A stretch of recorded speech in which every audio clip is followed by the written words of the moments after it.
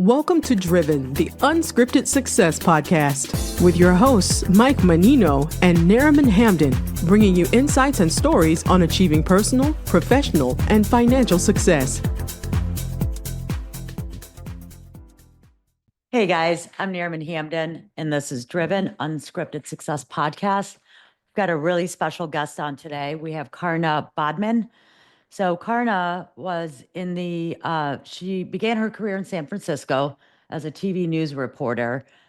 She was the anchor first for K-Ron TV and then Kago TV. She later moved to DC, became an anchor on the 10 o'clock news on Channel 5. And then she later moved on and snuck her way into the White House with Ronald Reagan.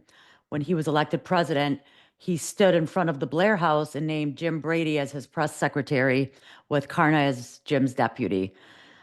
She had daily meetings with the president. She traveled on Air Force One. She has also been sent to South America and the Far East to give speeches to government, business, and student groups on the president's economic priorities.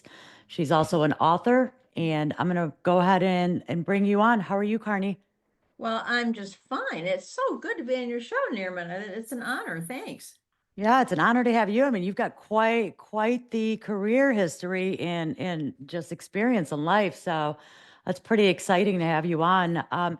So why don't you give us a quick snapshot of your business right now and what you do and what you have planned? I know you're also an author, so maybe you can share with us how you got to where you are today and what got you here.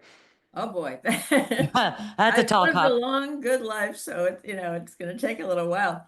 Well, you did mention being on the air. That was as for like altogether 12 years on various shows. I also hosted a radio show, and I did some political commentary for the ABC network in New York. After that, as you indicated, I was invited to join President Reagan's White House staff. First as deputy press secretary, later, after we lost Jim, and I want to go back to that in a minute because it's quite a story. We switched a lot of jobs around, and later I became senior director and spokesman for the National Security Council. So I was involved in all kinds of foreign policy issues, threats, and so forth. And all of those experiences, in one way or another, inspired the political thrillers that I'm writing today. Because when I got out of the White House and finally had some time, I'd always wanted to write books, but I hadn't had the time to do that. Sure. I thought back to all of the experiences and I thought, oh boy, if I don't use the exact event in a book, I definitely could use the threats, the tension, maybe the composite of characters and so forth. And so I can go through some of those for you if you wish. And so my latest book, it's called Protecting Jess. I'm just going to hold it up if anybody wants to take a quick look. It's available on Amazon. All of my books are. Wonderful. And so is a little children's picture book. Oh, that's nice. Children or grandchildren, about a little puppy that lives in the White House, and he runs around, not political, he runs around causing havoc while also solving a mystery for the president. In fact, it was described by a best-selling author. It was really nice of her to say this. A charming story for children who will laugh at the dog and learn about the White House. Because all of the illustrations are authentic depictions of the rooms. The dog runs into the state dining room and there's a portrait of Abe Lincoln, and then runs Sure. to the red room and there's the portrait of Dolly Madison. So that's that. But let me go back, if you would. There's quite a story that I do tell on book tours because I talked to a lot of groups, local groups, and country clubs and Rotary clubs. I just got another one this morning, an invitation. I've done some 400 speeches and interviews around the country, wonderful groups. And they always ask, where do you get your ideas? tell us all about that. And one event that was absolutely seared in my memory, and well, you're too young, Not that young, but sure. but others, maybe some of your viewers, your listeners would identify with this. Here's what happened. As you said, my first job as deputy press secretary, deputy to Jim Brady. Well, about 8 weeks after the inauguration of President Reagan, the date was March 30th. I was scheduled to be in the car with Jim Brady to go to an event. The president had a speech, and we go manage the press. Well, I remember standing in front of his desk right there in the West Wing press office and just mentioning that I had a ton of press calls to return and had some research to do for his next briefing and everything. He said, "Oh, wait a minute, wait, hold on." He said, "I'll tell you what," he said, "this is really not a big deal. The president has another speech tomorrow. Why don't you go tomorrow, handle the press? I can handle this one. Okay, you stay here, do that work." Well, as everybody knows, when the president walked out of the Hilton Hotel after a speech to a union group, I probably would have been standing right next to him with Jim.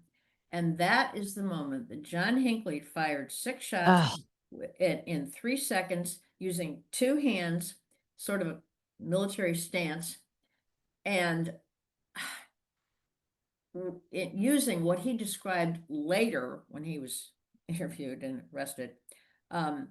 He thought he was using what he called a devastation bullet that would explode inside the victim. Now, the only reason it didn't explode was because he was using a smaller gun, a .22.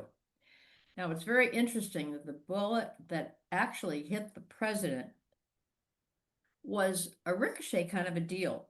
Sure. Because he aimed it, and the president was up like this, waving, and that bullet hit the car first, kind of skidded along the edge of the car. We figured this out from film later. And in that trajectory, it tended to kind of flatten out just a little bit. So when it hit the president, it went in more like a thin dime and the wound closed up, not like a recognizable bullet hole. So anyway, Jerry Parr, the Secret Service, throw him in the car. They race off to the hospital. They hurry him inside. And at first, because then he collapsed right at the door. At first, they weren't positive that he had been shot. They thought, well, maybe he had a heart attack or something. So they start to do the exam, and they're ripping off his clothes.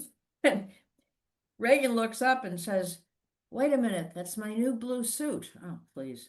So they, get him on a gurney, and they're wheeling him after x-rays, they realize, yeah, my God, he's been shot. So they're wheeling him into the operating room, and you might have heard this. He looks up and he says, "I hope you're all Republicans." And doctors, some of them were Democrats, some were Republicans, who cares? Sure. They did an absolutely masterful job saving his life, because what we discovered but did not announce to the nation at that time, Norman, do you know that bullet was lodged 1 inch from his heart?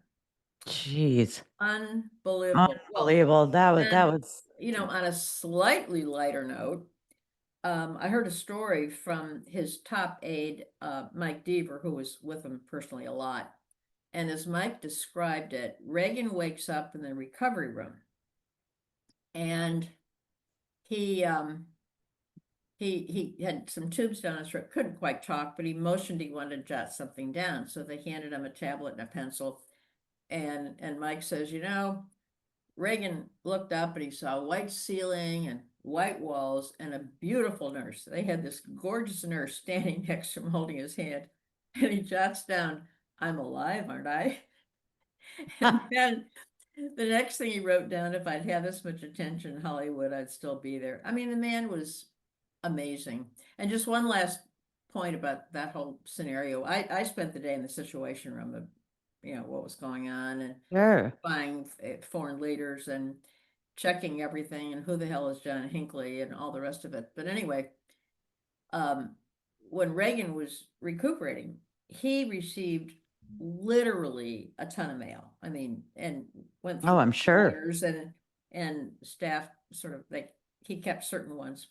Well, after he was fully recuperated, he's got his strength back and he's okay. We had all these communication meetings trying to figure out where Reagan should give his first speech to kind of reassure the nation and the world that he's okay. Should he maybe give a talk in the Oval Office? Should he have a nice photo op, walk hand in hand with Nancy in the Rose Garden? Well, it was decided, I thought it was a real home run, that he would give a speech to a joint session of the Congress. They, invited him up. Sure. So he goes up there and gets about a 5-minute standing ovation, having survived and assassination, Absolutely. all that. And he goes up on the dais, and this was a perfect opportunity for him to outline all of his plans, tax cuts, dealing with the Soviets, the whole thing. But before he gets to the serious aspects, he started, as he often does, with a little bit of humor. Now, one of the letters that he had kept, he had with him, and he pulls it out of his jacket and he reads it, and he says it's from a little second-grade boy.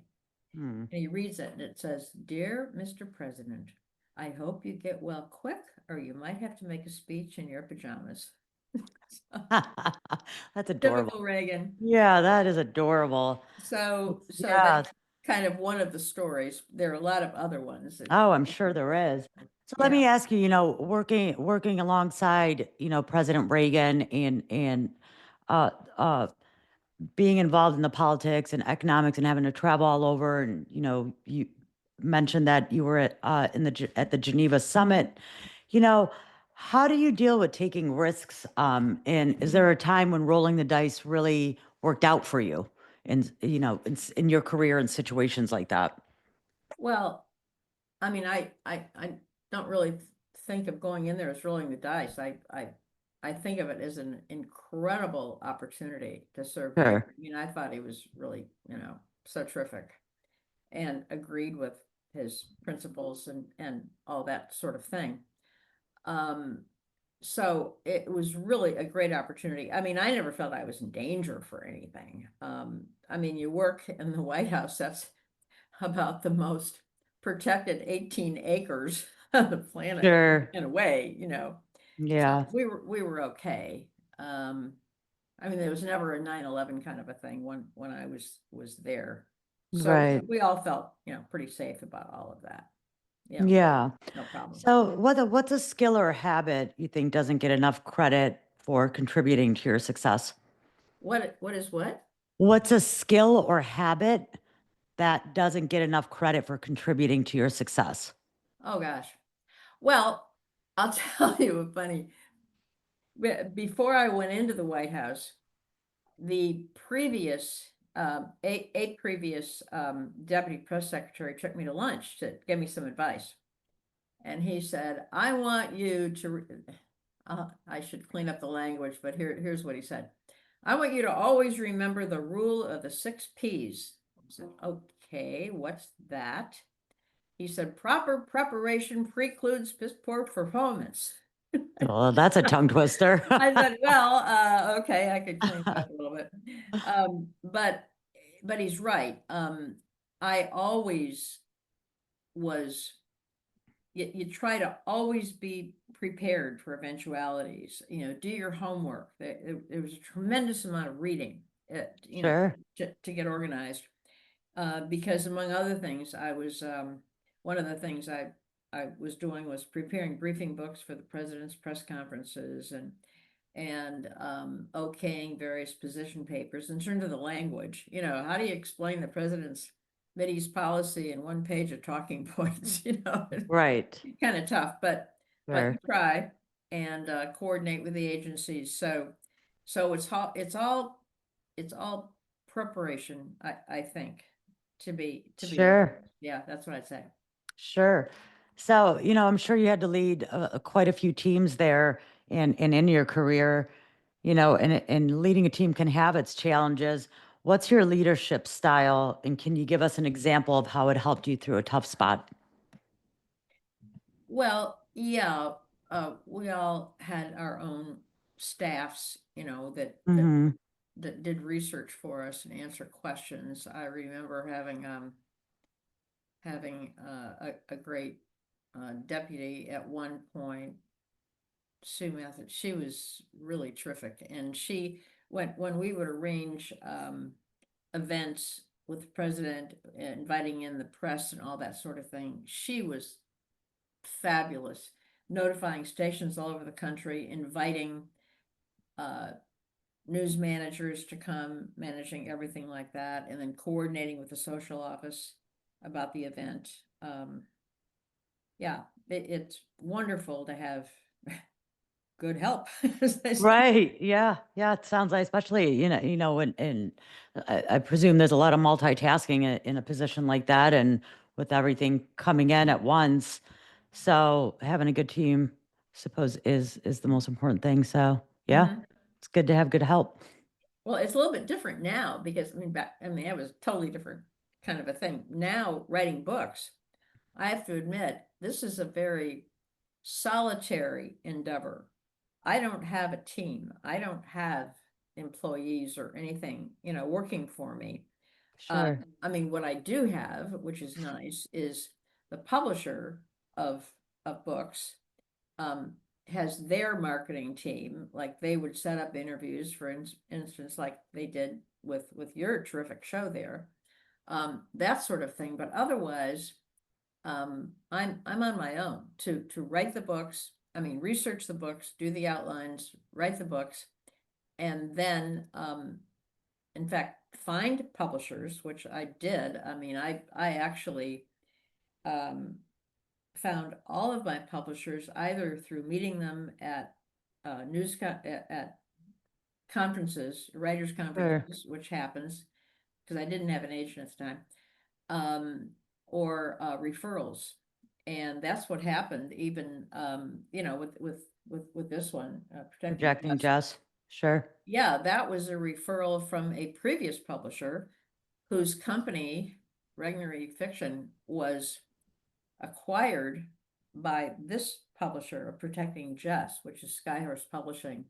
It's a terrific organization. They have lots of imprints. They have thrillers. They have everything from cookbooks to health to everything to thrillers. Wonderful. Yeah. So, but still, I remember seeing a cute cartoon. There's a picture of a guy kind of all alone in what kind of a study, and he's hunkered down over a computer surrounded by books and papers. And it says, definition of an author, one who labors in complete solitude for the purpose of communication. And And isn't that the truth? that's us. That's us. Oh, that's adorable. So what's a day in your life look like? How do you juggle work and everything else? Well, it all depends on at what point where I am with a book.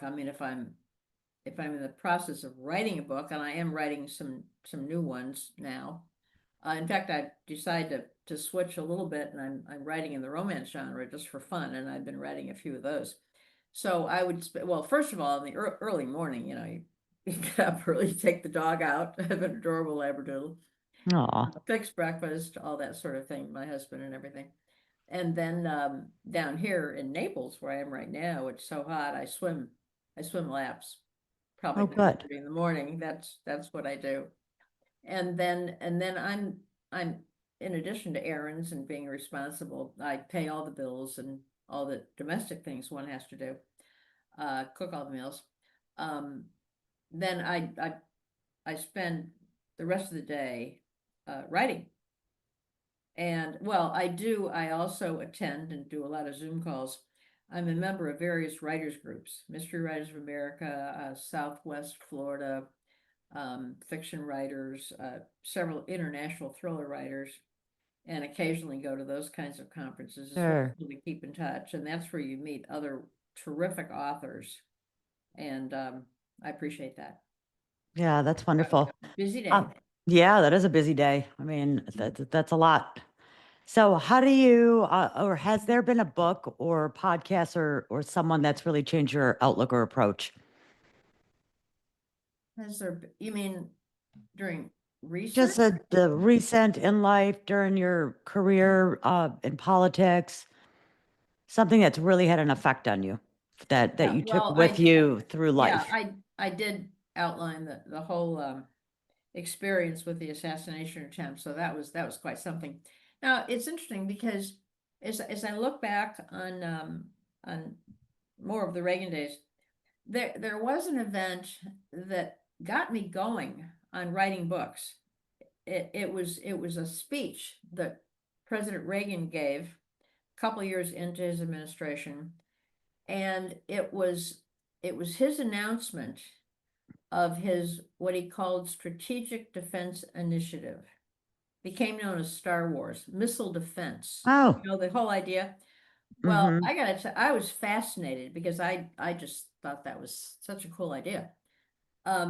Because what we had, as Reagan explained it in his famous speech, what we had at the time was, in fact, kind of still do, and this has been in the news a lot lately. I'll get to that.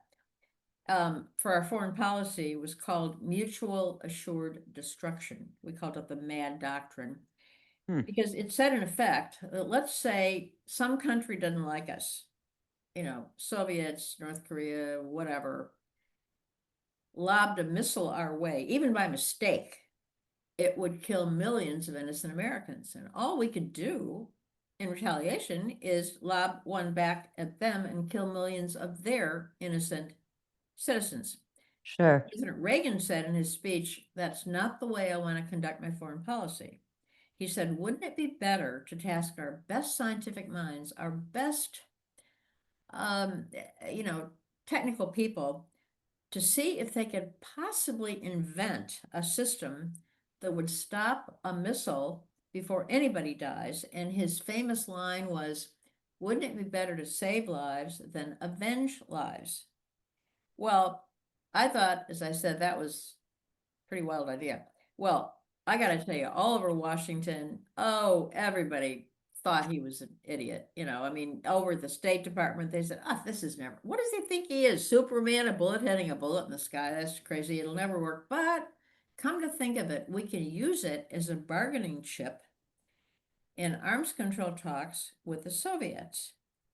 And that, in fact, I saw that try to be played out in Geneva. Well, Reagan said, no way, you know, that, you know, we're not doing that.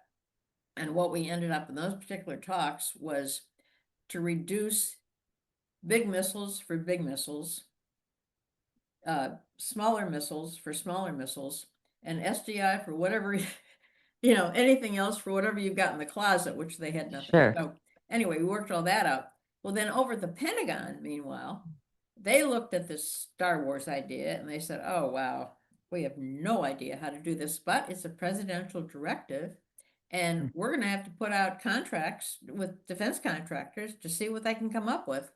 And that will actually force the Soviets to spend a whole lot of money because they always try to keep up with us, and that'll be good for us. So anyway, that's kind of the way it played out. And I was so fascinated with that whole scenario that my first book that I put together was called Checkmate. Oh, I should have held it up for you. I won't leave the screen here. Checkmate, because what that is the heroine in the story, Dr. Cameron Talbot, name is Cammy. That's the name of my dog.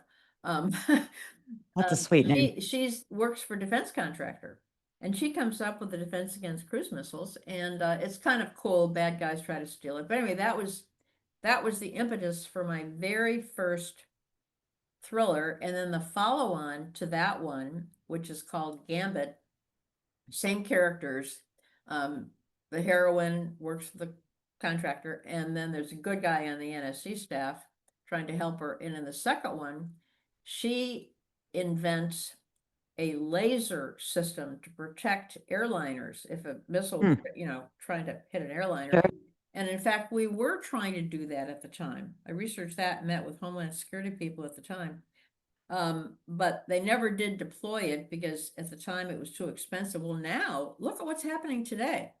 I mean, President Reagan has announced his quote Iron Dome system, and there's contracts out. Defense Department is working on that because right now, currently, the only missile defense system we have that's operating is on the West Coast. It's at Vandenberg Air Force Base, and it's tied in with radar and satellites up in Fort Greely, Alaska. But what President Trump wants, and what a lot of people have wanted for years, would be systems like that around the country and the East Coast too. Sure. And they've also expanded it not only for ground-based missiles, but for space-based. So if something is launched from space, as we know, the Chinese and Soviets are looking at that sort of thing, then we would have the capability of our own space-based system with a laser to knock it out of the sky. Yeah. Wow. It's a big It's deal. amazing how far technology's gotten, and it's only, I mean, getting more and more and more advanced. I mean, the AI in itself Oh, is absolutely. unbelievable. I I know. mean, I use chat GPT for just about everything, even my research. I understand. Research, and then I'll throw everything I find in there Yep. and ask it whatever I need to ask it to, double check everything. And I mean, it's amazing. I know. Just what comes back. I So agree with you. I agree with you. it's pretty cool. Yep. Pretty cool. Well, all of these stories, then there were three more after that. Or Yeah. 4 more, I'm sorry, are available on my website. It's just my name, karnabodman.com. Kind of weird, Karna, and Karna. Bodman, Bodman.com. They're all there. And if anybody wanted to check anything out, there's a link under each of the cover art, like a link to Amazon, a Kindle, print, Sure. video, Wonderful. whatever. So that's easy. So that's the easiest way for anyone that wants to Yeah. connect with you. Just reach out through your website, and Sure. and I appreciate you coming on. It was nice speaking with you and hearing about all your experiences. I mean, what a life. And to Delighted. just now settle into Naples and get your swimming in and hunker right. down there and just write books, which is You got it. fantastic. to Thank share you. with- I appreciate being share on with your us. show. So, You got a terrific show. Thanks. Thank you so much. Well, guys, if you want to get a hold of Karna, she just gave you her website. So go on her website. If you're looking for any of her books, go on to Amazon and you could find any of her books there. Thanks again for coming on. Thanks for tuning in, guys. Thanks for listening to Driven, the Unscripted Success Podcast. Want to share your story? Apply to be a guest at drivensuccesspodcast.com/guest.